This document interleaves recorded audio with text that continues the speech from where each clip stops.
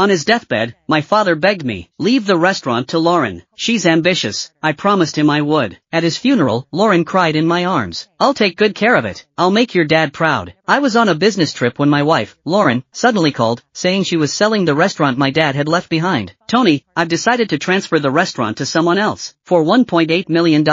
I froze for 2 seconds, then demanded to know why she hadn't discussed something so big with me beforehand. She replied self-righteously, I'm the legal owner of the restaurant. I have the right to decide. That's what your dad said before he passed. $1.8 million isn't a small sum. I thought it was a fair price, so I sold it. What's wrong with that? She hung up immediately. When I called back, her phone was off. I was shaking with anger. I sent her a message. Lauren, if you really sell the restaurant, we're getting a divorce. I canceled all my plans and took the next flight back to the city. It was 5 in the afternoon when I landed. I hailed a cab straight home. I called her on the way, but her phone was still off. As I approached my apartment building, just as I was about to enter, I saw a black Mercedes parked at the curb. Lauren was in the passenger seat, laughing and talking to the man in the car. I retreated behind a nearby tree, watching covertly. The man was probably in his early 30s. He rested his arm on the car window, smiling as he asked, So, it's settled then? Lauren nodded. Don't worry, Tony's on a business trip. He won't be back for another week. Are you sure he won't mess things up? It is his dad's place, after all. Lauren let out a cold laugh. I'm the legal owner. I'll sell it if I want to. No one can tell me what to do. Besides, even his dad said when he was alive that the restaurant was mine to manage. Worst case, we get divorced. The man smiled. Good. Lauren smiled too, leaning in and kissing his cheek. The man reached out and pulled her closer. The two began to kiss passionately in the car. I gripped my suitcase handle, my knuckles turning white. They exchanged a few more words, then the man drove off. Lauren grabbed her bag and went into the building. I stepped out from behind the tree and stood downstairs, lighting a cigarette. The early March wind was still chilly. The ash blew away, landing on my shoe. I looked down at the ashes, remembering my dad on his deathbed, holding my hand and saying, Tony, I'm leaving the restaurant to Lauren. Don't overthink it. You're busy with work and can't spare the time. She's ambitious and always wanted to be involved in managing the restaurant. Don't fight over this. I said I understood. He gasped for a while, then added, Lauren's ambition is a good thing, but you must remember to hold on to this restaurant. It's my life's work. I nodded. 3 days later, my father passed away. At the funeral, Lauren stayed by my side, crying more bitterly than anyone. At the time, I thought my dad hadn't misjudged her. Thinking about it now, it's just so damn laughable. I dragged my suitcase out of the apartment complex and found a small diner on the street. The owner came over with water, glanced at my suitcase, and didn't ask any questions. When the food arrived, I didn't touch it. Instead, I poured myself a glass of hard liquor. The strong alcohol burned my throat and made my eyes water.